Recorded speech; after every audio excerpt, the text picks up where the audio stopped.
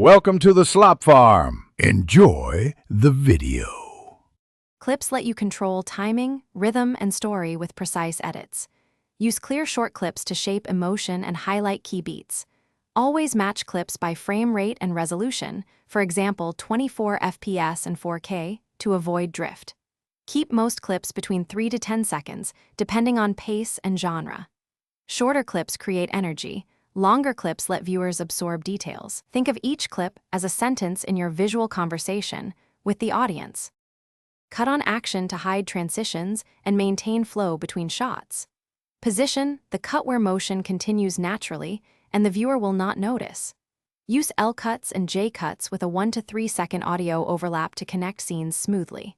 For dramatic moments, add a 25% speed ramp and ease keyframes to emphasize motion. Avoid excessive crossfades.